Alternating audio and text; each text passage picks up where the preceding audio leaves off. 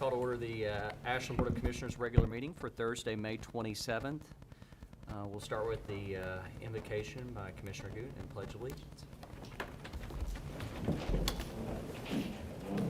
Let us pray. Trust in the Lord with all your heart. Lean not unto your own understanding. In all your ways acknowledge him, and he will direct your path. And Lord, we come today trusting you for your divine guidance and wisdom over this Board of Mayor and Commissioners in the city of Ashland.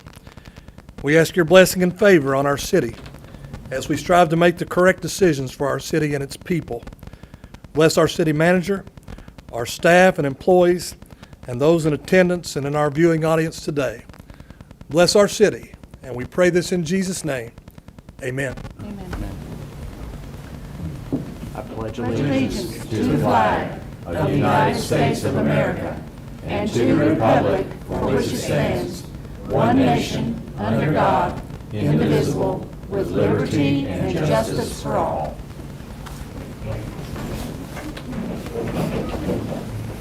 We have a motion to receive and file the agenda. So moved. Second.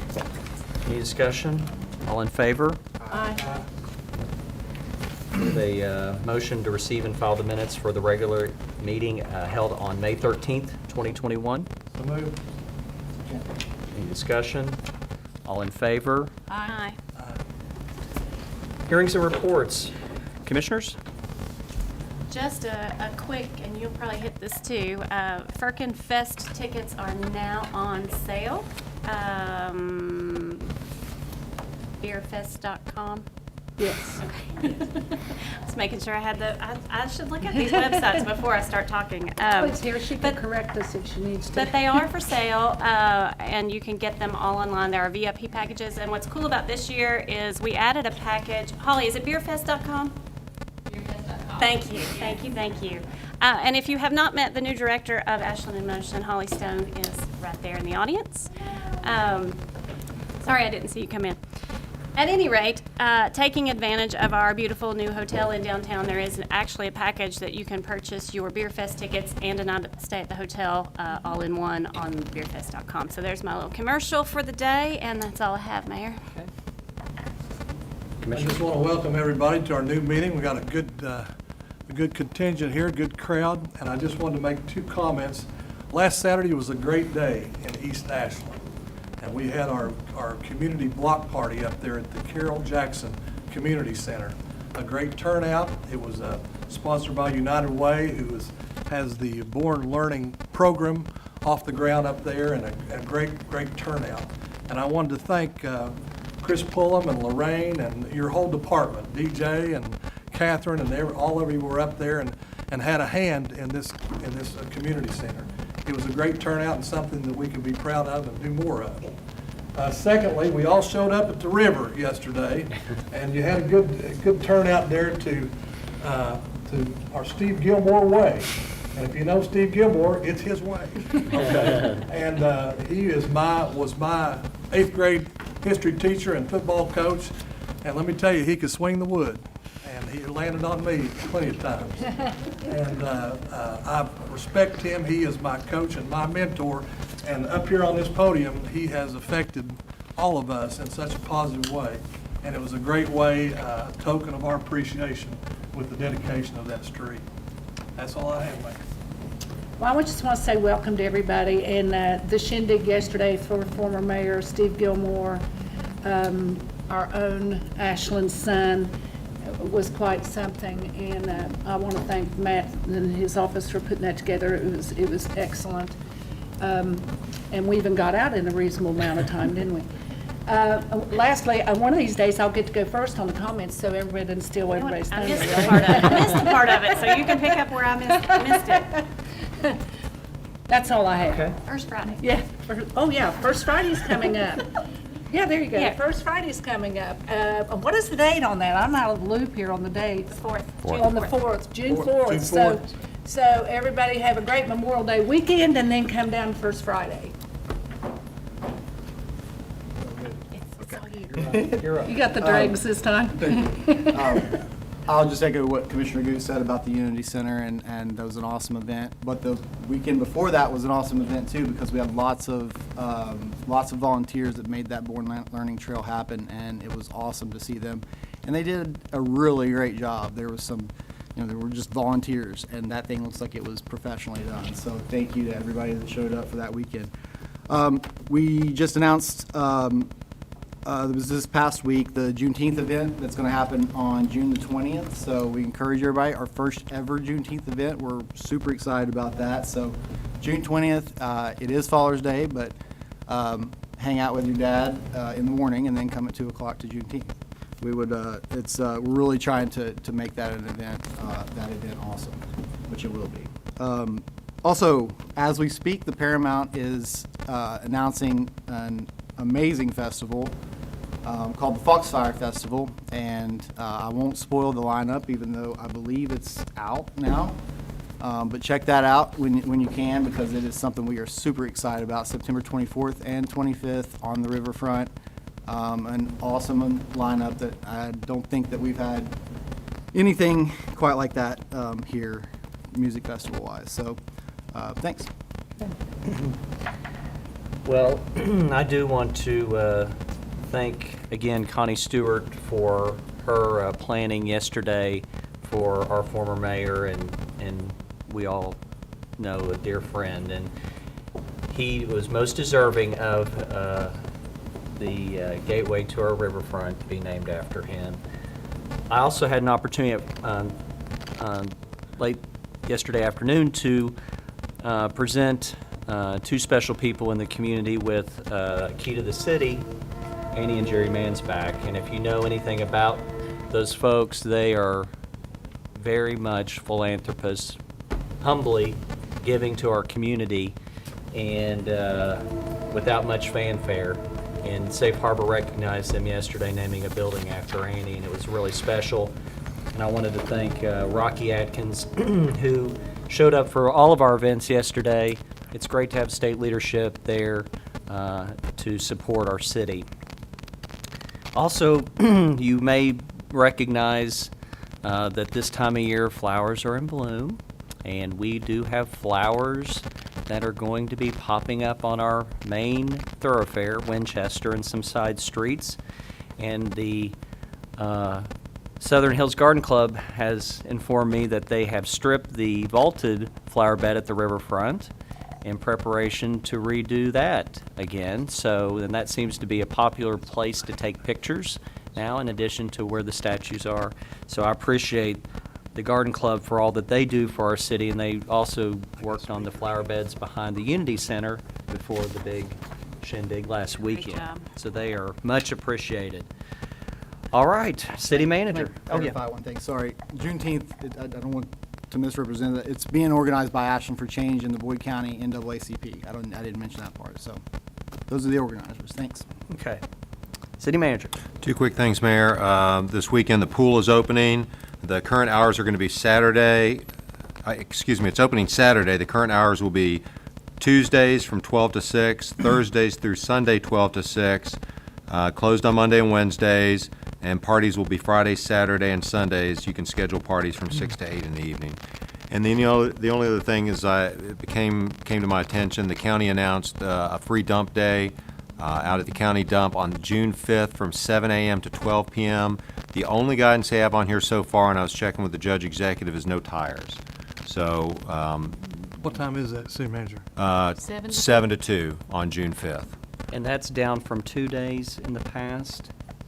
Did they not have multiple days in the past? That's what I was about to comment on, is through the Pride grant we had before, we did a co-effort, and I'm working with the county to see if we can get that going again. I'm not sure if we might still have grant funds in that, and I'm double checking on that, but I just want to get this out here in the interim. We kind of got off that battle rhythm with COVID and everything, so we'll try to get that started again spring and fall with those drop-offs. So we used to have a little grill out for opening the pool. Have we done away with that, or are we still doing it? Sean, are we doing anything this year? Usually the pool's not warm enough for everybody to use it, so we're actually waiting till the end of the season this year. Okay, So the pool will close, but actually we stop for you. okay. Do we bring our own hot dog this year? I know there's budget cuts, Okay. Like Marty doesn't have hot. I also had an opportunity to tour our pool with the city manager, and we're going to be looking at a bond today, second reading, and part of that bond, the bond's purpose is to upgrade our parks, and we were able to notice some things that we wanted to address to spruce them up, and I think this, if we do finally pass this bond today, I think it's going to give a lot of support to our Parks Department to give them the funds that they need to address some of the things that we want to see for them, and they do a great job. This will only make our parks better, and I'm excited about that. We're going to move on to public participation. For items not listed on the agenda, anyone with a comment or request may come to the podium and address the commission concerning matters related to city business, services, or personnel. Personal attacks, threatening language, we're not going to tolerate that. We ask that the presentations be limited to 5 minutes. I will ask also that we try not to be repetitive in our discussion. If you do have any issues that you can fill a comment form and leave it with the city clerk so that we can get it addressed to our city departments. With that, would anybody like to speak?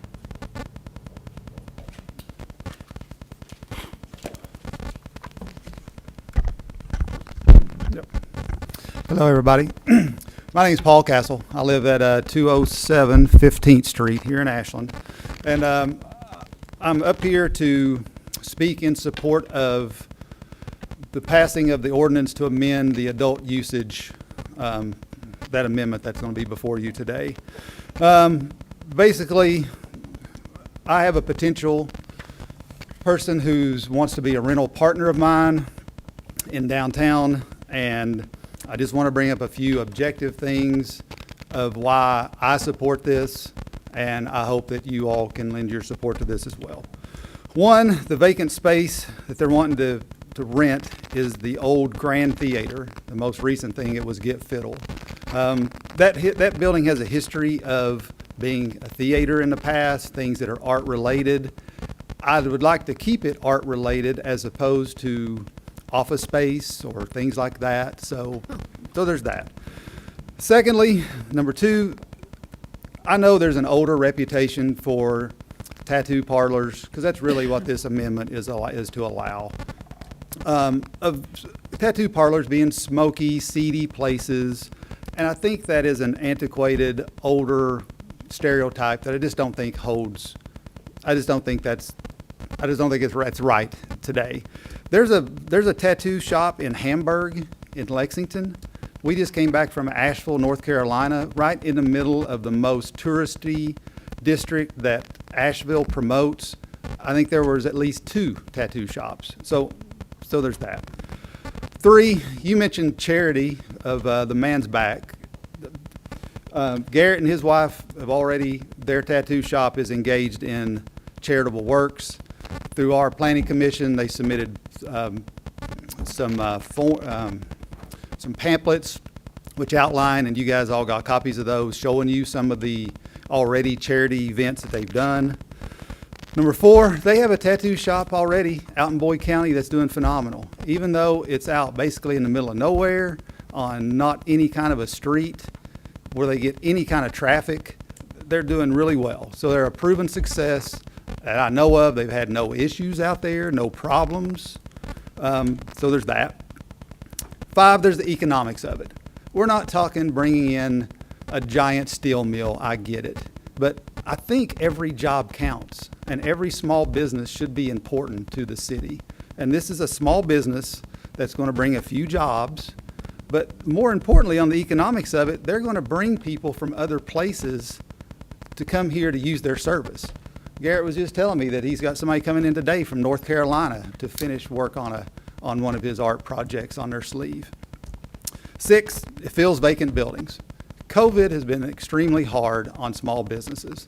Let's face it, the Cameo Arcade is probably 75% vacant. There's all kinds of vacant spaces in our downtown that need filled. Before I came here today, I literally hung a for lease sign on another one of my vacant buildings.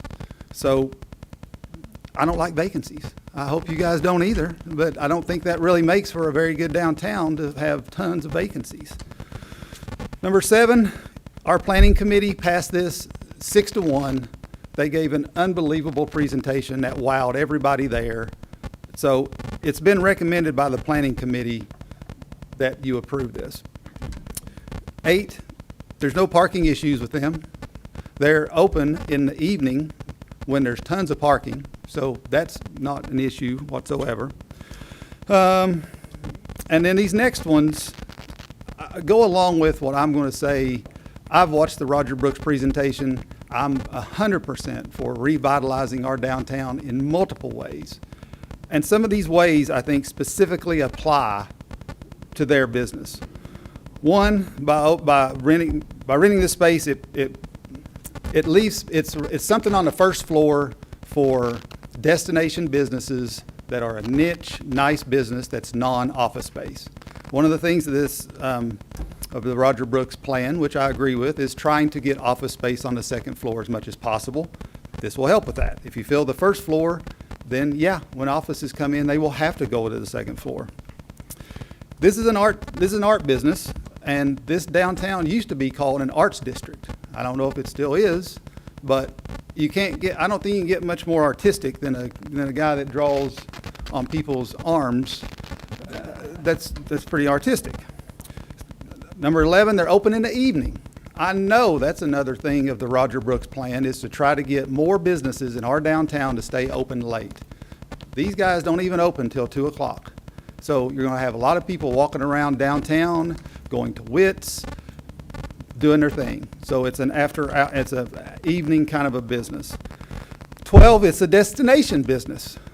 Like I said, he's got clients from multiple states that come here. He's an award-winning tattoo artist.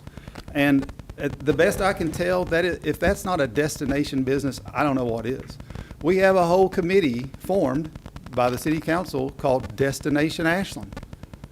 I don't see how you could define another business that's any more of a destination than this business.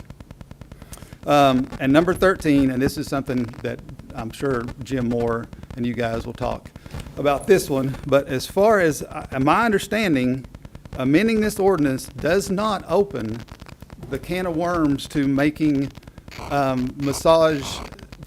sexual massages legal, or it doesn't open the door to, we're going to have strip clubs on every corner. It's my understanding that it does not do that, and I'm sure you guys will get into that. And then to leave you with this, almost everybody up here either has owned a small business or owns a small business now. It gets personal. You have some things in common with them. They have a wife and kids. They have a successful business in the county, and they are asking you for your help to allow them to move to a building that expands their business and lets them grow. And at any one time, any successful business had somebody that they went to and they asked for help, and they helped them. Nobody starts a business on an island by themselves. They're humbling themselves.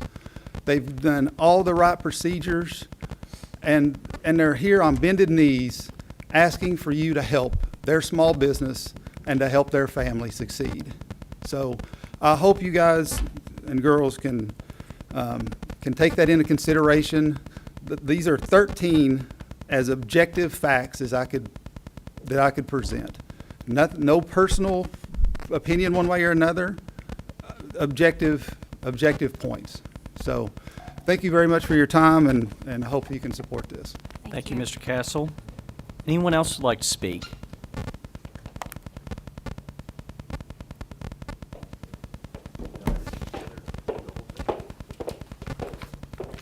So historically, my husband and I have Can I give always these, you guys?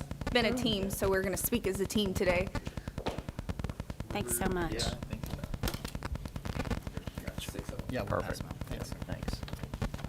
I would like to open with, this is the first time I've publicly spoke with my accent in full blast. I usually code switch, and this is a reason I will be getting to. He spoke a bit on some of the rational reasonings why we should be downtown, but I want to come from a place of my heart. My whole life I've been running from my hometown roots. And I have wound up in Lexington, New Orleans, all over the place. We've went to convention after convention nationally. And I always had a shame saying I was from Eastern Kentucky. They look at you differently. They They really do. do. Yeah. And whenever I finally made the decision to come back, I decided with everything in me that I would make sure that my son grew up proud of where he was from, and that these people are hardworking, loving people, these people that will give you the shirt off their back, that I would do anything that I could to help them learn how to cultivate businesses, how to grow with the arts, how to express themselves. And we love to be a part of our community. We do many charitable things and because we love our community. And I'm mainly just trying to say we want to be a part of our community, and we want to give our people a sense of pride. When they say they're from Ashland, Kentucky, when they say they're from Eastern Kentucky, when that accent comes on, that they're happy about it. They don't hide. We don't want to hide anymore where we're from, and we want our downtown to be proud of us, and we just want to be a part of you guys so bad. And we love where we're from, and we love our people. And to see where we came from, you should see our first tattoo shop. It was one booth, and then it was just me, and I worked there for probably 2 years, and then I busted through the wall, and then I built another booth. And then I completely outgrew that space. I couldn't go any further because there was another business on the other side. So then we came to Ashland. We just want to thrive, and we want to provide back to the community. And we can. We can thrive here. We can thrive other places also, but we can thrive here if allowed. We don't want to go somewhere else. No. We want to be a We love part Ashland. of Ashland. We love it here. We're generational from here. This is our home. We don't want to uproot our home and our roots. But it makes it hard, when ordinances are in place and there are barriers that are up. And it's already hard enough being from Appalachia when there are already so many barriers. We want to help remove the barriers, also not for people like us that came from nothing, and provide workshops in our community on how to build businesses, how to cultivate the arts in our area, work with kids. We're not just a seedy space. We love our community. It's so important to us, and we want to help protect our downtown and our community as well. Well, okay, for instance, whenever Paul was up here and he said something, we told Kason to earmuffs. We told Kason to put his earmuffs up, because we wanted to hear that, no offense or anything, but, we definitely shelter our kid a lot, and he has grew up in our tattoo shop from the very beginning. Casey was pregnant painting ceilings in the first tattoo shop. And the opposite of change is stagnation. And that is absolutely true in any city. And whenever these cities do grow, and we have a model just like the other cities, like Lexington, downtown, they have tattoo shops, Everywhere has tattoo shops. This ordinance was put in place whenever I was born, I'm 36. It was put in 86, correct? 6. Yeah, yeah. So I think you guys can see it's completely antiquated. Sir, ma'am, just for the record, could you state your names? I didn't catch it. Oh, Garrett Carroll? Casey Carroll. Thank you. And we're Ashland citizens. We appreciate y'all. And your address also? What is it? 856 Main Street West, Ashland, Kentucky 41102. Thank you very much. Thank you all. Would anybody else like to speak? Okay. All right, we move on to old business. Second reading and final adoption of an ordinance entitled, an ordinance of the City of Ashland, Kentucky authorizing the issuance of City of Ashland, Kentucky general obligation bonds, Series 2021A, in the approximate aggregate principal amount of $12,750,000, subject to a permitted adjustment increasing principal amount of bonds by up to $1,275,000, or decreasing the principal amount of bonds at any amount, for the purposes of financing a portion of the cost of the acquisition, construction, equipping, and installation of various capital improvements to city-owned property, including without limitation, repairs to, renovations of, and improvements to pavement and road surfaces, traffic lights and related equipment, sidewalks, crosswalks, and associated lighting, various municipal buildings and park facilities, and demolition and other improvements to certain city-owned properties, and refinancing the obligations of the city owed to the Kentucky League of Cities Funding Trust pursuant to a general obligation lease agreement dated December 23, 2008, as amended, approving the form of the bonds, authorizing designated officers to execute and deliver the bonds, authorizing and directing the filing of a notice with the state local debt officer, providing for the payment and security of the bonds, creating a bond payment fund, authorizing acceptance of the bids of the bond purchaser for the purchase of the bonds, and repealing inconsistent ordinances. So moved. Second. Any discussion? Again, I really want to say thank you to our finance department for their identifying ways that we can save money, and they're also realizing that it's important that we do this to hedge against inflation so that we can work on projects. I call this the quality of life bond because what it's dealing with is helping our park system, our streets, utilities, things that are critical that we haven't dealt with our other utility bonds. So appreciate that. With that, all in favor? Hang on a second. Sorry. Respectfully. Do you have, you good? No, Cheryl was going to say something. Oh, I think. sorry, go ahead. No, I mean, no, Okay, I'm- sorry. I've already said what I've had to say about this. Okay. Just a couple things real quick. So the UB Johnson Building, Police Department painted down, all great things. Absolutely. And the paving and sidewalk plan, we have a paving plan right now. For me, on this, I totally agree with what you said. With the sidewalk plan and the what we're gonna do in the park, I would personally like to see that plan more detailed as we go past this. For sure. And understand exactly what those projects are and how we're going to use this money in detail. And also, the last thing, just the cost of this bond, which I'm sure, it can be accessed publicly as well, but the details of, which is a good story, by the way, because that's one of the reasons why we're doing it, is because the cost of money right now is favorable for us. So, just being able to make sure that people understand what that is, and I'm sure we'll put out information if we need to for that. So I just wanted to make sure that, I touch on those details about it, but no, I totally agree with what you said, but I just want to make sure, like you said last meeting about the bond, make sure that we're getting the details of what it is. Well, I thought of something I want to say again. As did I. So just to reiterate to everybody, the debt service on this will be paid for by the money we save by paying off the bond on the police station. Right. Money is, if you can ever call money cheap, borrowing money right now is probably at the best rate it's going to be. And I have a personal concern too, because I want to see that skateboard park developed. I want that half pipe torn down. I want a place for our skateboarders here to go skate. And I want them to have their little tournaments or whatever they're going to do. So we'll be looking at plans on that, and I think the gentleman who originally contacted us should be on the committee because he did his homework, and it was very impressive.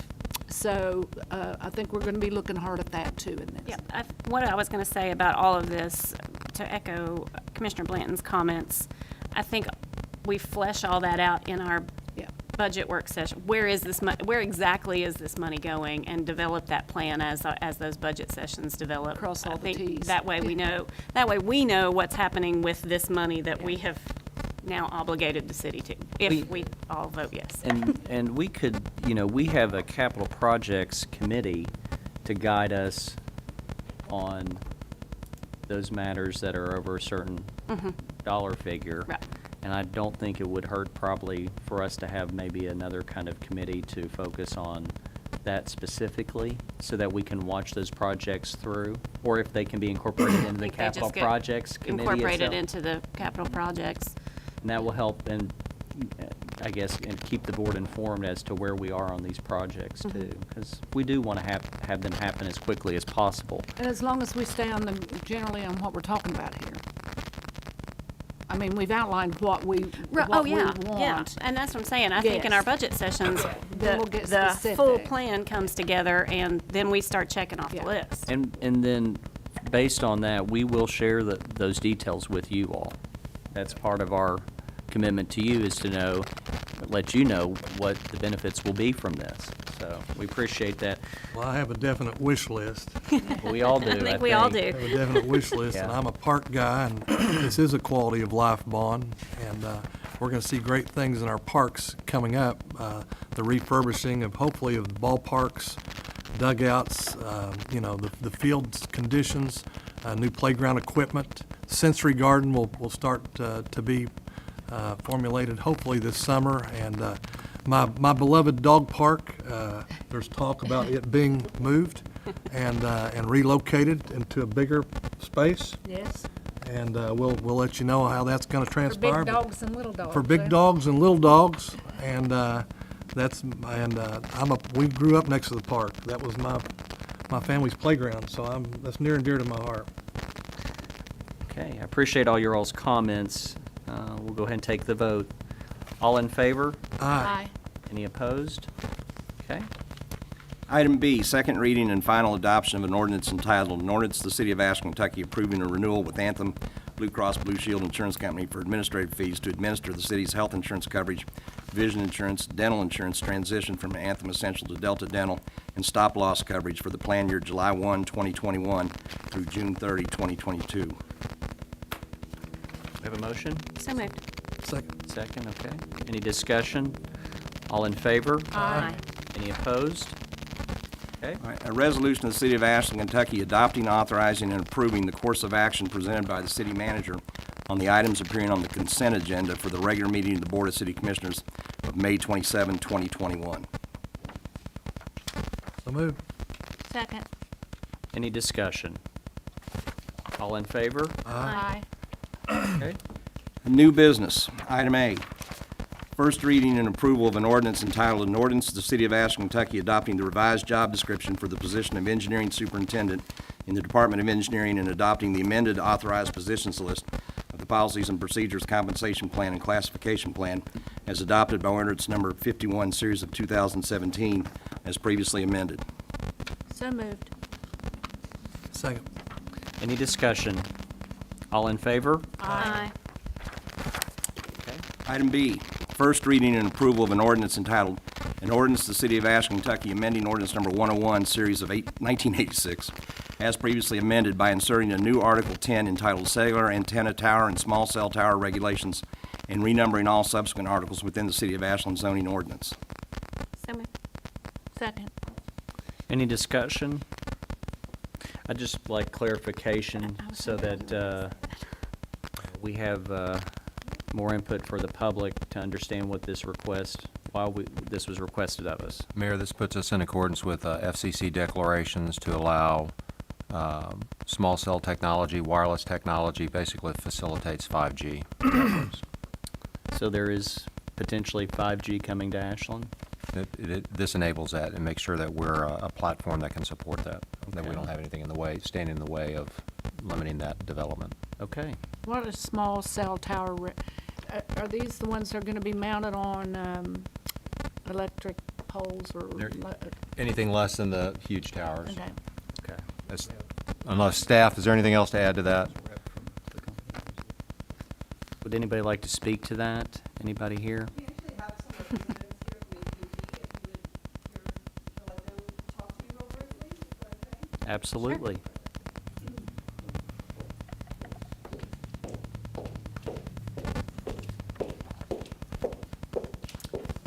Hi, my name is Madison Lowry, and I work on behalf of AT&T for a contracting company called Network Building and Consulting. And accompanying with me today is Mark Lemaster. He's a local AT&T store manager here. And so just to clarify your question that I heard you say, Ms. Spriggs, was these are basically going to be mounted on existing utility infrastructure that's in the area. The antennas themselves are about 2.5 feet tall, and they're all enclosed within an equipment concealment shroud. So it cuts down on aesthetics. But the main goal of small cells is to densify, as of right now, the existing infrastructure and network that's in place where a macro cell tower may not make sense. And so with that, then that provides the infrastructure for 5G, and those will be modifications that will be coming here very shortly. And do you know when you're gonna be installing those? Yes, so as of right now, we're looking to install them in the coming year for Ashland. Right now, we're working through taking it through the permitting process, and I've been working with both Steve Cole and Catherine Etzinger on that application and permitting process. Guess I better switch to AT&T. I know, right? Y'all should. It's going to be very fast here. Okay, that's all I have. All right, I Thank appreciate you. your Thank you very much. Awesome. Yeah, Thank you. absolutely. That's exciting, yeah. Very exciting. Any other discussion?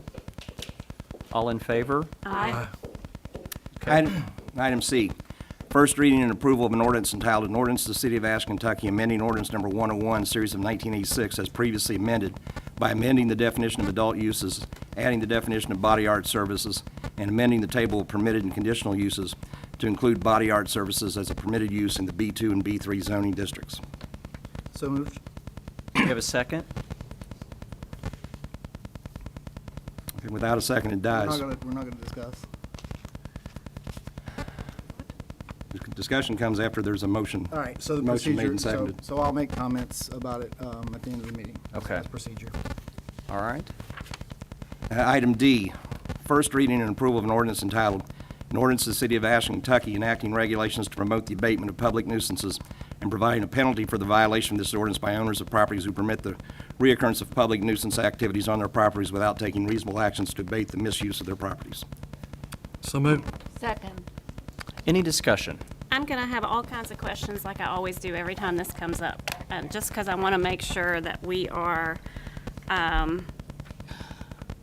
one, not passing an ordinance that we can't enforce. So I think Yes. if we are going to move forward with this body has to make a commitment to making sure that we have the staff and the ability to enforce this.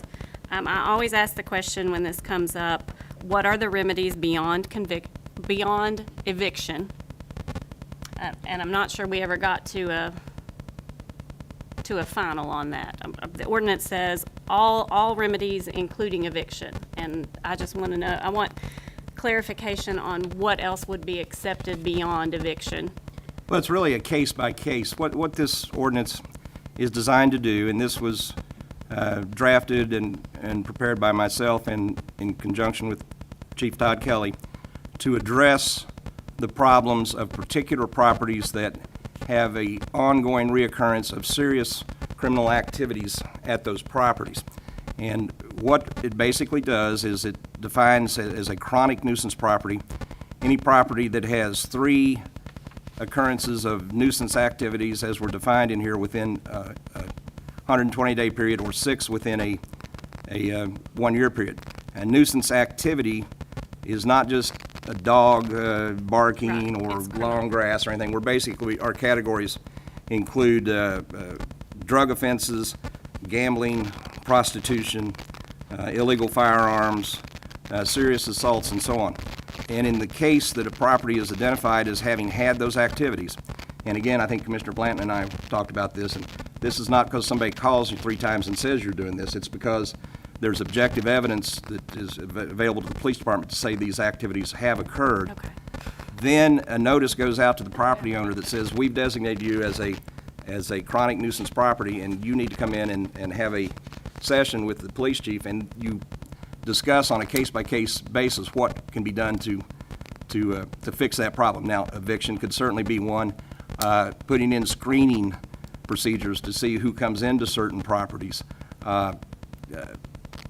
Putting somebody on site if you're an absentee owner that lives out of town or something to know what's happening. Really, it's designed to be, as in Chief Kelly's term, a community policing provision that allows for discussion and negotiation, and hopefully the property owner or his representative and the police or their representative come to an agreement, which is then reduced to writing and becomes a contract on what will happen to abate this nuisance. If they can't come to an agreement, or if they reach an agreement which is reduced to writing and don't follow it, the procedure is then it goes to myself as the city attorney to determine whether or not a civil legal action should be filed in circuit court, in which we would ask the court then to take some action with respect to that property, and that could include fines, or it could include injunctive relief, it could include orders to abate certain nuisances. But eviction would be one, having written leases that have provisions about what activities could take place, having screening procedures, which most good landlords obviously do, but some may not. I think, it's as broad as the imagination of the landowner involved and the city people who are negotiating with them. Thank you, sir. I'd like to ask one question. Do you find that this occurs mostly with absentee landlords? I couldn't answer that. Chief Kelly might have some idea. I don't know.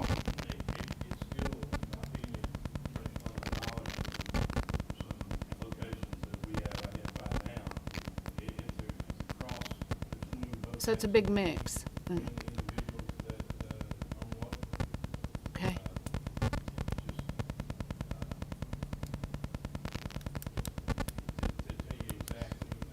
Yeah, no. So there's 3 violations within a 6-month period.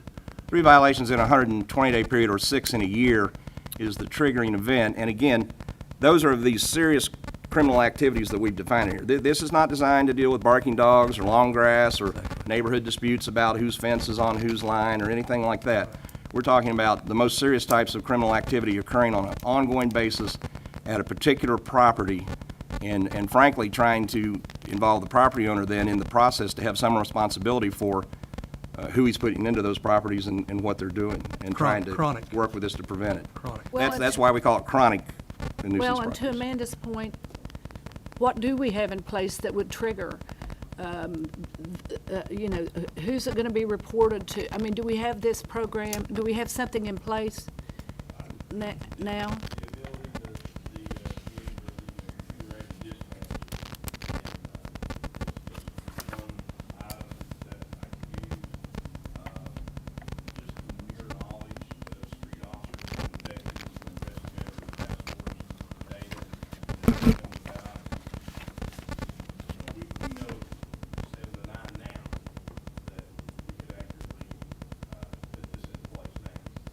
Okay. And you have the manpower to do that? Well, once the process would be in place, myself or my 2 command officers, 2 majors, depending on maybe what division is handling that, they're going to be a role player in this. So, when it comes to making these decisions or these offers or possible solutions, this will be a team effort, and you can involve the street officers. So, we've got several events that occurred with the same officer keep responding over and over, dealing with the same Yeah. situation over, and making similar arrests, similar dealings with it. So, there is a way, just, as I said, it's 7 to 9 now, that, I could look at on the paper now, but it's gonna start at 0. But 7 to 9 according to what? Based on these criminal activities that are in this ordinance. So if I can interject Right, but something, is that- Chief, I think. wait, 1 second, please. Is that arrests, or is it calls? When we're talking about data and evidence, we're talking about actions that our police department have to take because of these crimes. Okay. I mean, we get there and it may not be an arrest, but it may be a constant assault that warrants are served there or whatever. We have to keep going back to serve warrant. That is evidence based on chronic activity. Based on data. I think the point is, if it's not clear at this point, is that Chief and his force already know some of these chronic locations, and they don't have the tools to deal with that. Many times landowners will say, hey, we didn't know. Whether they did or not, that's one of the answers. And I think, based on the amount of time that the APD spends out there, to answer your question, Commissioner, they will have the resources to that, because they won't be spending those resources over and over and over again. I get it. Like I said, I just want to make sure that we're not putting one more responsibility on an already overburdened department. That's my question. And I want to thank you personally and you personally for dealing with me in this. I know every time it's been brought up, I've been the hanger in it, just because I'm so cognizant of that is someone's personal property, and they have a right to do what they want to do on their person. I get it. So I struggle with this, and you know that. However, I also know we have a serious problem with with numerous properties, and unless we equip the people who are able to do something about it with the means to do something about it, we're never going to fix that. We can just talk about how that's a bad place or whatever.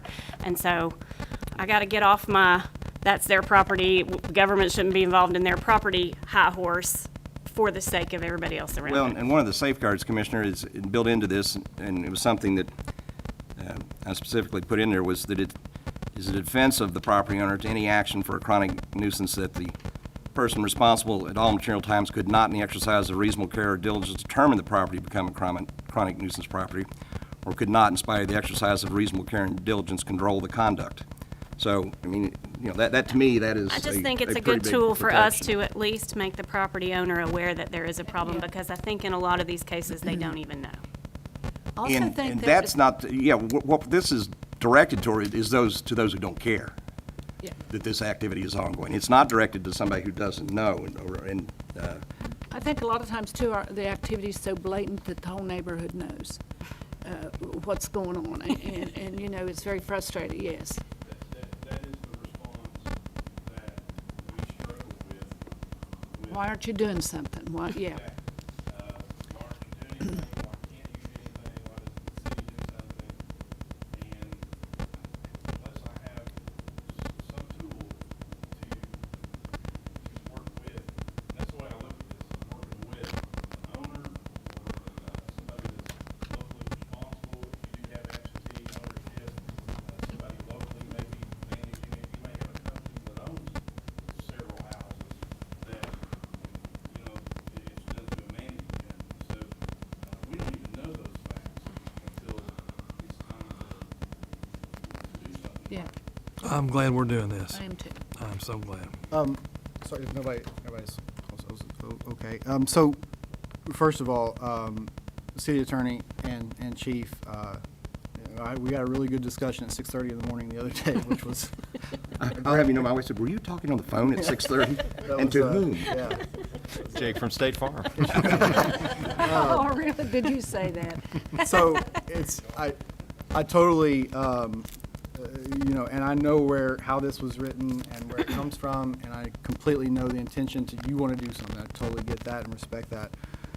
Where I am with it is, I think about, you know, the issues that we hear almost as kind of a courtroom setting, and, you know, in different cases, there's a burden of proof. Now, I know I'm just equating to how I kind of go through this. No, in my actually, we mind. put the burden of proof in this, that it's on the city. Okay, well, that's what I It's in meant. the ordinance.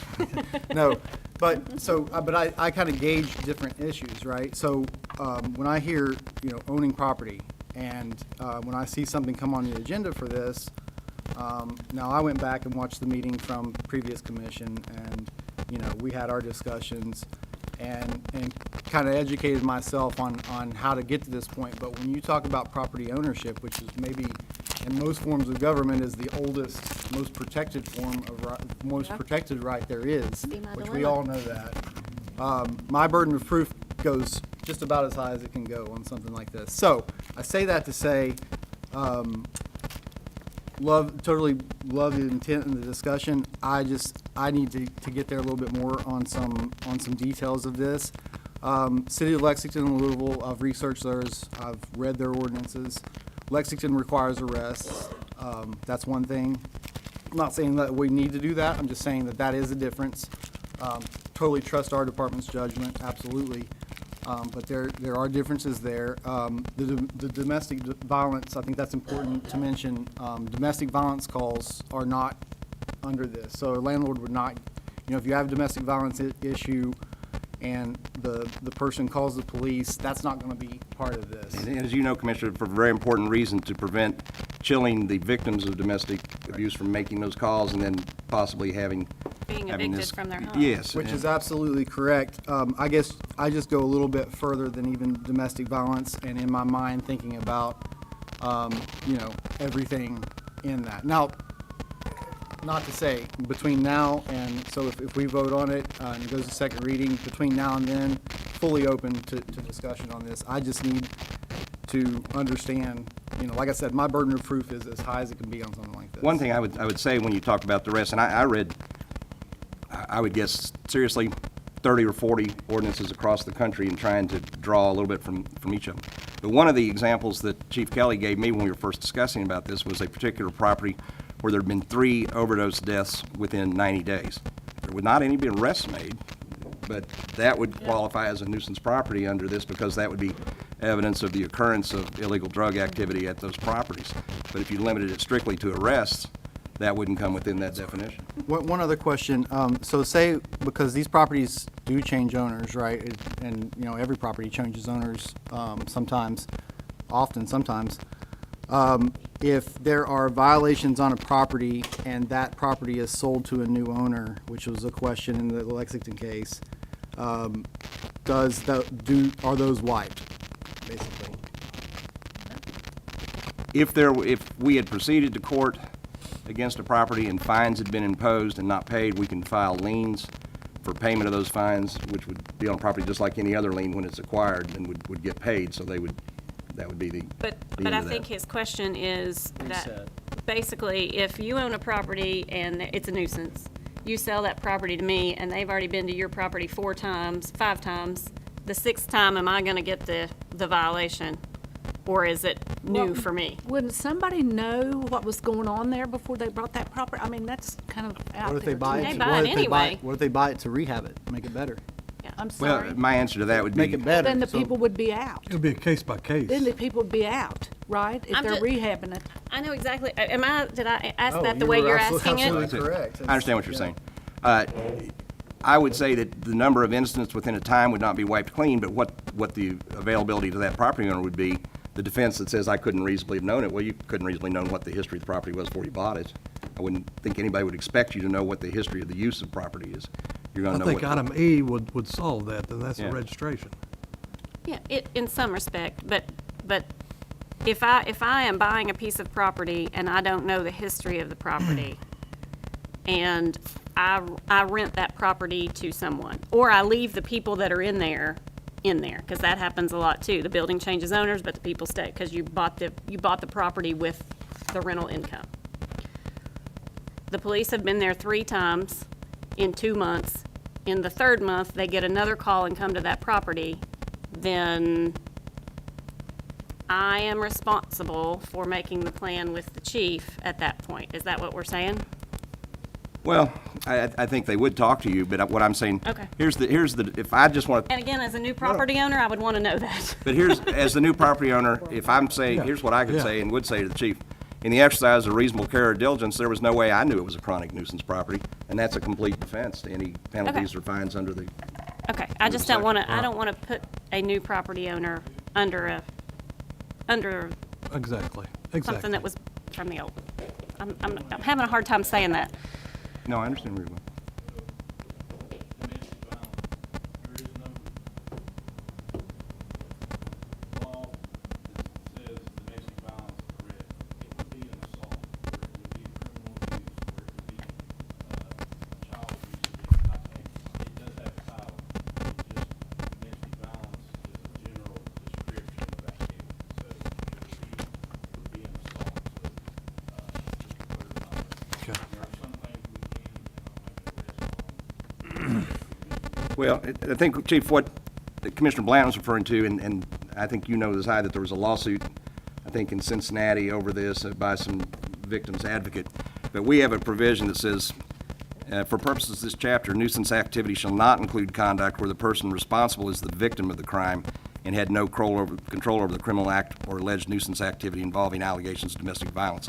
So if you have an assault victim, that's not, in a domestic violence type situation, that's not going to make that a chronic nuisance activity. And the reason for that was there was great concern that this would stop victims of domestic abuse from reporting that abuse. And so that's why we specifically put that in there. Agreed. I'm going a little bit different. I think I'm thinking a little bit differently here. I'm great about domestic violence, but having been in a person who's rented a low-income place and lived there, if I knew my landlord was under this and something happened where I needed to call the police, that was in a gray area, I guess. I'm just thinking this through. If it's an injury or something, obviously you're calling 911. But something happens, maybe one of your family members stole something or something like that, or just throwing that out there, in the back of my mind is my landlord, this is gonna go on my landlord. So, and maybe it should, maybe it shouldn't. I guess that's what we're talking about here. But I'm just thinking about in actual practice of someone living in a space like that, and not just people who are living in drug houses, but people who are living in low-income houses who may have other things that happen. This isn't cut and dry. There's a lot to think about in this. So that's where I am with it. Just want to. Bottom line, I think this will be a small percentage of landowners and landlords, once this goes into effect. I mean, you got 7 to 9 already you're looking at. But most landowners are very responsible people, landlords, and they keep up their property and everything. And I don't look for this to be a great percentage of people. Well, I appreciate that the ordinance defines exactly what nuisance is for this purpose. Yeah. Because originally nuisance was sort of arbitrary, and it was up to, we laid it all on the chief of police to decide if it was a nuisance, and we laid it all on the chief of police to decide if the abatement was good enough. And I like this new version and how everything's defined. I feel much better about it. Was human trafficking on that, Lou? Yes, Okay, yeah, absolutely. yeah, okay. Okay. All right. Any other discussion? All in favor? Aye. Any opposed? Aye. All right. Hold on just a second, Mayor, I've lost my place. All right, item E. First reading and approval of an ordinance entitled, "An Ordinance of the City of Ashland, Kentucky requiring the registration of residential housing units within the City of Ashland, providing a penalty for the violation of the ordinance." So move. Second. Any discussion? So I need to understand why we can't get this information from, we send them a tax bill, why can't we get this information from that? You get the information of the owner from that, but as the chief pointed out, many times they're corporate ownership or out-of-state owners, and they have local management who's actually responsible for the property on a local level. This requires that information to be provided as well, so that then you know who to contact in those instances. So again, thinking of this in practical uses, and take you a full word about the numbers that you said. If we go to check those properties about who they are, I'm fairly confident we can find out who those owners are. And that's just my opinion. It's, making something else for property owners to register. I'm just not there on that one either, just so we're. One more time, this was another one that I always am the stopper on, because I don't get it. I didn't understand it. And having read through it and had, 6,000 conversations about it between the last time it came up and this time, I'm in a place where I'm okay with it, because again, we've changed a lot of the original draft of this. My largest question on this is the same on the other. Do we have the manpower to do this? Are we able to maintain and track rental properties with our current manpower? If we're not, we need to make sure that we have adequate staff to do it, Yes. or we need to say no to Yes. this. I would say, Commissioner, that certain things are primarily voluntary, just like we had this discussion with the Finance Department before. Payment of taxes in this country, be it at the federal, state, or local level, is primarily a voluntary activity. Yes, the IRS investigates occasionally, but it only works because people accept that that's what they're supposed to do and do it. And that would be true on this. You're not going to be able to I realize send that. people out to check. I absolutely realize that the people who follow the rules are going to follow the rules, and the people who don't won't. And that's true. I get it. I just am making sure that when we are aware that someone is not, that we have bodies on the ground that are able to determine that and take care of it. Well, under the ordinance, if that occurs, we give them a notice. It's come to our attention that, that you haven't filed your registration and you got 10 days to do it. It's not even like you're going to be out citing people or trying to enforce it through citation. Okay. You just, when you send them a letter and basically say, please do that. Okay. You could cite for a violation if they didn't. Do I think that'll happen? Probably not. Just- And again, I appreciate you and everybody for doing something on this. It's not doing something about those properties. That's not, that's not my issue. Just, I'm just not there on this fully. But, would it be possible, you all tell me about, for us, and I know we can get it if we ask for it, but some type of formalized report, I don't know, yearly or whatever, just to see the progress of this and how often we're using it, Of the registration or the nuisance ordinance? either. Well, the registration would happen, if it's passing, then that's gonna happen, so not that, the nuisance ordinance. I mean, I'll say to Jim, but as long as we don't violate any Confidentiality. PIF or, If this ordinance, back to the chronic nuisance ordinance, if it passes and we're proceeding under it and we enter into agreements and so on, those are all going to be public records. So, I mean, anybody would be entitled to them, let alone you all. So yes, and you could get reports on Chief had what was being something. done and how it was being used. And This ordinance you're talking about, the registration and the rental,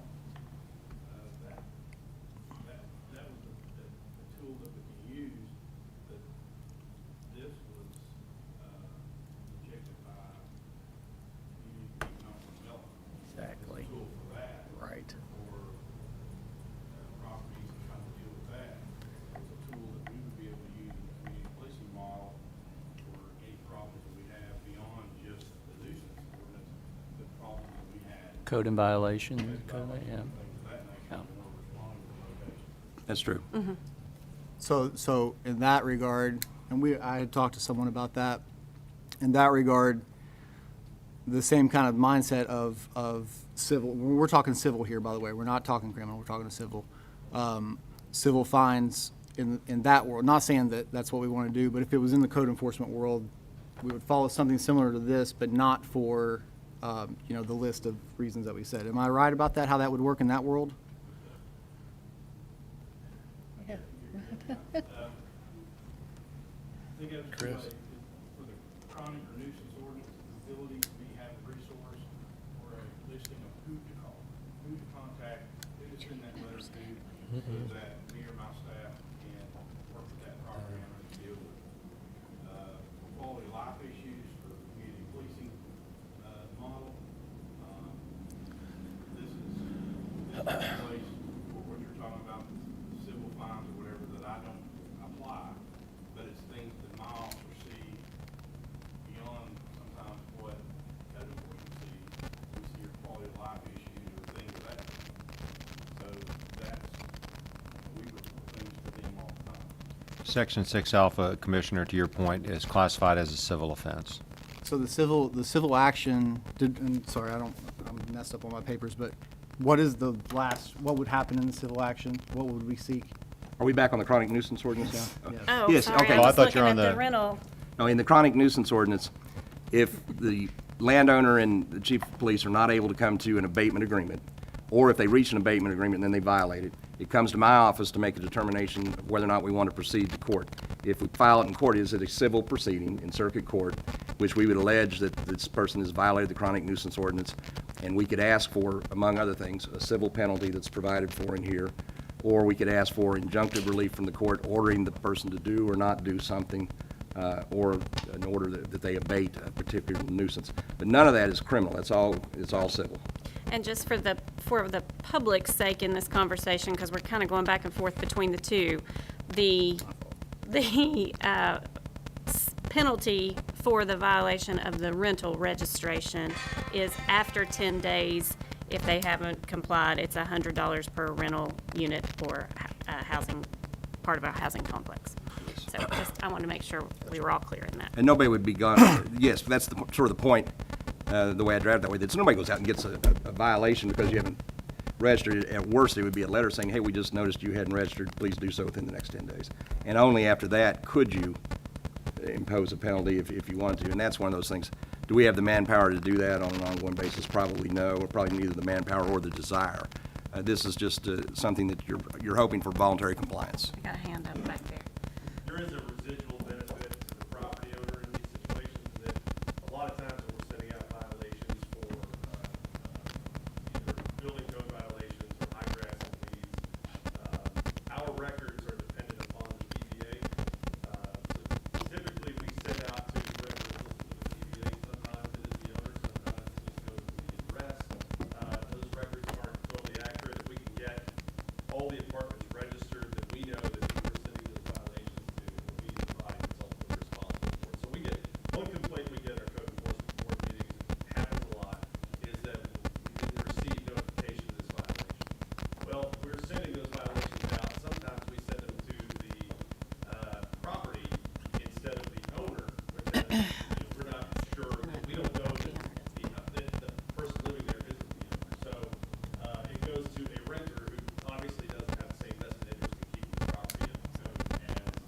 owner report, so this would allow us to communicate more directly with the Thank you. Good idea. Call for the Yeah. vote. Any other discussion? All in favor? Aye. Any opposed? Item F, first reading and approval of an ordinance entitled, "An Ordinance of the City of Ashland, Kentucky authorizing and directing the mayor to execute an agreement between the City of Ashland, Kentucky and MyTown TV to record, broadcast, and post meetings of the Ashland City Commission for a period of 1 year in the amount of $12,000. So moved. Second. Any discussion? All in favor? Aye. Any opposed? I want to say I appreciate you guys so much, I wondered if we Great should job. ask him to leave the room while we voted. and I appreciate your contribution to the city of Ashland, and not only that, but all the sports programs that you all, and you just add to our city. And, We're glad you're here. yeah. All right. Item G, reading and adoption of a municipal order entitled, "Municipal Order of the City of Ashland, Kentucky, extending the agreement between the City of Ashland and Ashland City Police Members Fraternal Order of Police Ashland Lodge Number 3 to September 30th, 2021. So move. Second. Any discussion? All in favor? Aye. Any opposed? Okay. All right, and item H, the mayor requests the concurrence of the board on the appointment of Kim Jenkins to the Ashland Park Board for an unexpired term expiring on October 18th, 2023. So moved. Second. Any discussion? I am thrilled with this. I always thought she was on the park board, so. I know, right? All in favor? Aye. Aye. Any opposed? Okay. Item I, the mayor requests the concurrence of the Board of Commissioners on the appointment of Jim Kettle to the Cemetery Board for a term expiring on September 17th, 2023. So move. Second. Any discussion? All in favor? Aye. Any opposed? Okay. Item J, the mayor requests the concurrence of the Board of Commissioners on the appointment of Leslie Vincent to the Ashland Tennis Commission for an unexpired term expiring on October 1, 2023. So move. Second. Any discussion? All in favor? Aye. Any opposed? Okay. Any other new business? I know we have a discussion to get into, but before we do that, I want to make sure that we get our budget meetings on the calendar. So, I don't know when you're wanting to do those. I know we talked in our sessions, 2 weeks after those sessions, we could start, but. That was we- still the plan to do that in the, let me pull my calendar up. I believe we discussed between the 7th and 18th. So, do you want I'd like to get some dates on the calendar. to, okay. you- Because if we wait until the June meeting, the first meeting in June to put those dates on the calendar, Yeah. then our calendars might be a little Right. full by then. At least I know mine will. Do you want a decision right now, Commissioner? Or do you want me to get back with you by end of day? Get back with us by the end of the day. Do we need to announce public budget work sessions in an open meeting is my question. Probably a good idea. If you're Yes. going to have, as opposed to what has happened in the past where you had the two. Yes. You're talking about in I'm session with I'm all, talking the where whole we sit commission? back there and we all go over the budget together. Well, that would be a special meeting, but So- for a work session, so we would just send out a notice at the appropriate time. So we don't Notice have to the media schedule and those, yourselves. we don't have to schedule them right this No, second no. okay, that's fine then. But we do need to, we Yes. need to get those on a calendar soon. And Commissioner, just to be clear, the only reason I'm deferring is I don't want to put Tony and Michelle on the spot right now to say, hey, are you going to be available at this time? That's fine, that's But fine. we'll- I just wanted to make sure we didn't have to do that in this Yep, kind of publicly We meeting. can do it a called meeting for a work session to discuss the budget and send it out. Perfect. In 24 or 48 hours in advance and 24 hours in Yeah, advance. okay, like I said, I just wanted to make sure we weren't waiting until the first meeting in June to set those meetings. Before we get into it, I found this up here. I'm sure you've seen these all over town. It's the 9th Annual Recovery Fest. It's at the park. It's May 29th, 12 to 9, and May 30th, 12 to 6. And boy, look at these cast of characters they have, lots of good speakers, including our mayor. It says Mayor Matt Perkins right there. And this is a really good thing. So Memorial Day, here's something great to do. So get out and listen to some music and have some fun. Rob, I really appreciate you. and I Yeah. appreciate you over and over just persevering and putting this on every year. I appreciate that. You're a testimony. I've seen them around town, so, yeah, congratulations. It's the 9th annual one. You That's feeling great. better too? Yeah. Good. I've seen him because I've gotten really busy. That's good. That's great. Throughout the tri-state. That's great. Great. How many do you have down there? Not last year, because we got, it Yeah. was more of a short version, but the year before that, we had between 2,000 and 2,500. That's fabulous. Yeah. Yeah. That's great. Maybe next year I'll bring my dog. Yeah, I've reached out to more facilities throughout the tri-state. I've posted all over the community, people in Lexington. There's a guy coming from Morgantown, there's a guy coming from Missouri. You know, it's just a event that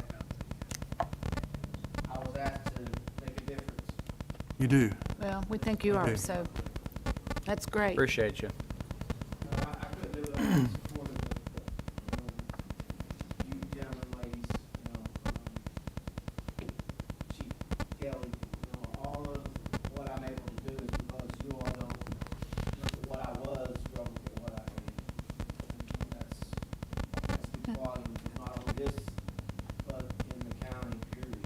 I get a lot of awesome opportunities because perseverance. Exactly. Thank you, brother. Thank Okay. you. Other new business? Alrighty. I've been to Recovery Fest before. It's a great event. I thank you for doing it. Appreciate it. All right. So just my comments on the issue for the amendment to the adult usage part of our ordinance. So just a little background, just for the public mostly. So we had when they first made Casey and Garrett Carroll made the request to the city. This is how the process works. In this instance, it went to the planning commission. So that planning commission meeting was a good one. It was we had another issue that was very well attended by the public, and it was good stuff. I love seeing those meetings, but I went ahead and went to that meeting so I could understand how it went. I'd never been to one, and so I got to hear how everything went, and then the planning commission, which is a citizen board, basically, or commission, I guess, chaired by Blake Gillum, they essentially do what we're doing right here. They talk about it, and then they give a recommendation. And that recommendation is given to us. Obviously, we're not bound by that recommendation, but we get minutes from it. They're very good minutes as well, detailed everything that happened. And then we consider. We use that to consider, and I think that's a great function of our citizen boards to use that information. It passed the planning commission with flying colors, and Blake made some really great statements that I appreciated. And in full transparency, my wife and I are friends with the Carrolls. We've known them for a little while, and we are friends with them. But in this capacity, I know that I have to separate myself from that. And the question that was before us, that we voted on without discussion, was We didn't personal vote. services in the meeting. In the meeting, I know that we all talked about it outside of the meeting. I'm sure separately. Was personal services, and so just so everybody knows, we have an adult use provision, which everybody supports. It's in there for a reason. But personal services, which means you have to be, and feel free to jump in, correct me if I'm wrong. I'm going to stop you for Sure, 2 go ahead. seconds, and just for the public's sake, I have a conflict in this matter, a personal conflict of interest, business-wise, and so I cannot be part of the discussion. I'm not sitting here with my mouth closed because I want to. I have to. Ethically, I have to stay out of the discussion. So, sorry. So we have that adult use provision in there for a reason. I think we all agree with that. There's a subpart, I guess is the term, for personal services that you have to be of a certain age to do something, falls under that. And that adult use, and for that establishment to be there, they cannot be within 500 feet of anywhere where minors congregate, including places like schools and churches and things like that. So in this zoning district downtown, that's the issue. So that's why this came up before us.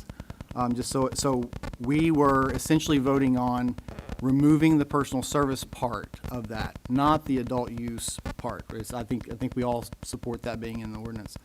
Not to speak for anyone, but so that was the question that was before us, and you know that is the discussion that I kind of wanted to have, and I tell everybody all the way through this process I'm wide open for input to understand.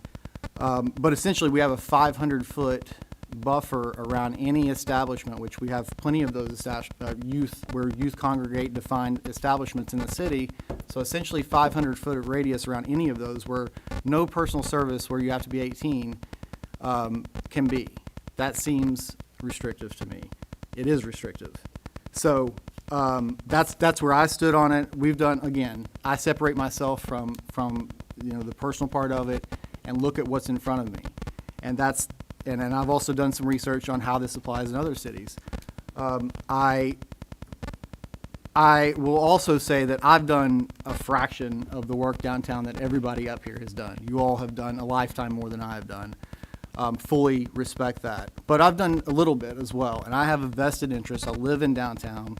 I literally walked through. I had a talk with Dr. Jevinen while he was watering his flowers last night, and you get the sense of the people that's been in this community. I do not take that lightly. So hopefully everybody understands that. We got more emails about this issue than any that I've gotten so far. I can only speak for me because I don't know what everybody else gets. But I just want to read a couple lines, and I won't go on forever here. But one line said, "I believe the addition of a tattoo parlor downtown Ashland would serve as a wonderful sign to both the business owners and their expansive, diverse clients that our area is progressing in its ideals, its acceptance of artistic expression, and its dedication to a thriving small business landscape that is no longer shackled by the prejudices and fears of the past." I had an email from a lady whose grandfather was a minister. She talked about how her perception of tattoos have changed, and now she has, all kinds of tattoos. But again, it's not about just it's about that personal services part of the ordinance. So, one line from an email that I read, and I don't care what the issue is or how much I agree or disagree, I read every single thing that's sent to me, no matter what. So one line was, "Revitalizing downtown means lending an acceptance to things we may not understand but are willing to learn about." One email gave some really good information, talking about how tattooing is an $83 million a year business, growing at 5.5% every single year. Just all this data, and some of these people I know, some of these people I have no idea who they are. And then one email from, and I don't know this person, but I need to meet him. As a longtime Ashland resident, a GM of 2 local businesses, I would like to voice my full support for this business being allowed to take up residence in Ashland, Kentucky. And then probably the best one was from Blake, who chairs the Planning Commission, and who's also in. And I'm not going to speak for the groups that we're a part of at all. I'm speaking for myself here and for what I think is right. I just wanted to drop a line about the proposed tattoo shop downtown. This is Blake Gillum. And it echoes what we read in the minutes as well from him. "I fully support the economic investment in our downtown and would gladly welcome them as neighbors just next door to Infusion Solutions." Blake is the CEO of Infusion Solutions, which would be next door to this shop. I was approached by Paul Castle before any of the discussion started to make sure I had no reservation. By the way, thank you, Paul, for advocating for this. Appreciate it. I have, and full transparency as well, Paul's my landlord as well, because he's made an investment in the city. I have multiple tattoos myself. This is reading as Blake now. I have multiple tattoos myself, and my father-in-law is a tattoo artist in Virginia. I've spent a lot of time in his and other shops and recognize this culture as intriguing and artistic. I know I'm just one voice, but I believe we should embrace this art form and welcome it in our downtown. So, again, the Carrolls are a great family, but this was about an ordinance, a change in our ordinance that needs to happen. And there's, from my point of view, I see no good reason for it not to change. So I would be remiss if I didn't say everything that I just said and make it very well aware. So then I would challenge back. So we just told a business who wants to make an investment in our downtown no, My challenge would be to all of us to figure out how do we remediate this? What do we offer? What's our compromise? Because we're not going to just tell a business no. So what can we do to make sure that they are able to open their business in our city? Well, Now- Commissioner, one point, this didn't prohibit tattoo parlors, as some of the emails you read would suggest. It made them a conditional use. And your suggestion that the conditional use 500 feet was too high. Text amendments can emanate from the board. The board can propose a text amendment changing the number of feet or the terms of the conditional use back to the Planning and Zoning Commission, who then goes through the whole process of a hearing, a recommendation, and back to you. So, to your comment, well, what can we do? I mean, if you think that that's not appropriate, you can propose a text amendment, and if you get another 2 votes, then it goes back and we start the process. Yeah, So I that's- just want to say a couple things. Sure. First of all, I'm pro-business. All right, I am. I was a business owner downtown too, and I know Paul is a great landlord here and has a lot of properties. This does not have to do with the tattoo parlor. It has to do with amending an ordinance. Okay, now, I was concerned with the unintended consequences of that. I didn't know the Carrolls. I went to visit them. I found them to be delightful people. But it doesn't have to do with them. It has to do with amending the ordinance. I think this has really brought to the forefront the fact that we need to work on and revise our zoning and some of our, the items in the zoning. I mean, I found them terrific. They were very welcoming to me when they didn't even know before they knew who I was. I'm not saying no to that. I'm saying I'm afraid of the unintended consequences of changing this all at once until we do something and do some work with it. And I don't have a problem with conditional use, but that's not what was brought to us. Correct? Anyone else? Anyone else? I have no problem with conditional use. I have no problem with tattoos.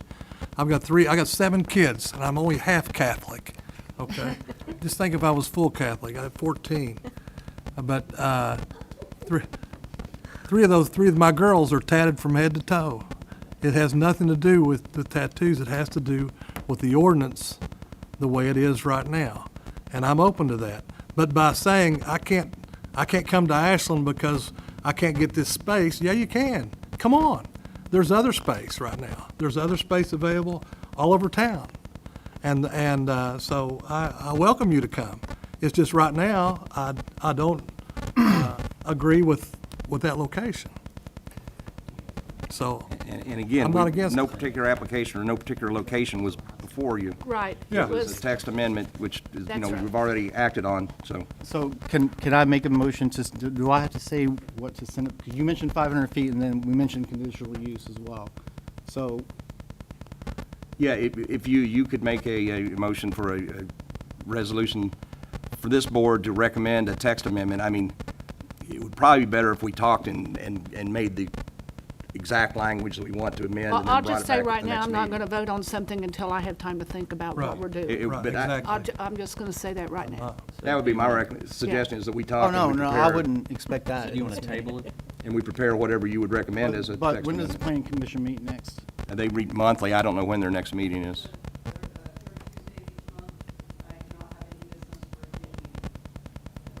You could It's on bring the planning our own commission. issue as the business. Send it back. So we send it back to It's the the planning board. ordinance. They would send it back to them, and they would have a hearing, and then we would Yes. come back with recommendations. Yeah, and so on, I guess. The whole and- process. And totally, I respect comments. Obviously, you all know I respect your comments. But I guess, we had the same thing in front of us, I guess. And I understood seeing the concerns. I guess I had the same concerns, honestly. So I attempted to vet those concerns. And I literally didn't see it. And I felt like the addition of a new business downtown was well worth the what if that didn't exist, I guess. Okay. So just my comment. You know, so It's our procedure here. then. And I appreciate We'll say that. all of our That's- commission's comments on this matter. I too agree this ordinance request has brought to light that we do need a comprehensive review of our ordinances to make sure that they are indeed fostering a business-friendly environment. And I have mentioned that in previous work sessions before. What typically happens in these moments are we are reactive, not being proactive. And we are having to make quick decisions, and to the commissioner's point, worried about unintended consequences, where if we had a work session where we worked on these actual laws, reviewing them, vetting them, looking at best practices, we could allay any concerns, as we should, of each commissioner before they have to consider something like this. You know, my role is really to administer the meeting, and I typically don't vote unless there's a tie. So I try to honor that as we move forward in this. But I do think this opportunity to comment, I would be remiss not to be able to say those things to you all at this time. I hope we do come to some compromise, because the best form of government operates when we come together. We may not get everything we want, but we try to respect each other's opinions, but get to a point where we can move forward, not move forward for our own agendas, but move forward for the city. Correct. Right. And so at this time, if there is anything we can do to allay concerns or move things back to the Planning Commission to review, is that something that anyone here would entertain?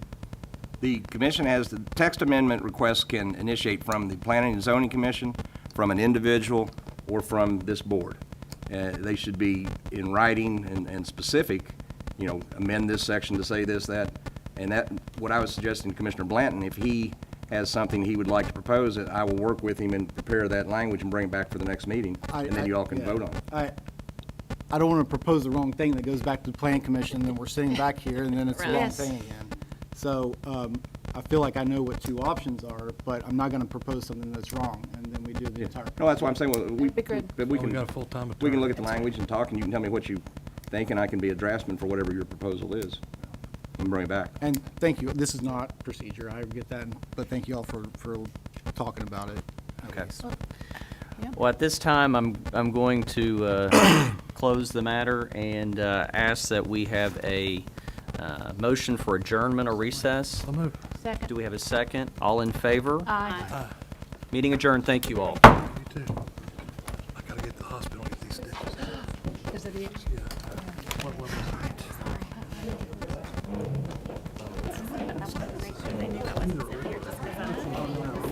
Go anywhere else. Yeah, no, everybody's, all right, whatever. I'm gonna be out a couple days on vacation next week, but when you got time, just give me a call and we'll talk, and I'll get the I didn't want to, that would not be the right decision to just say, oh, let's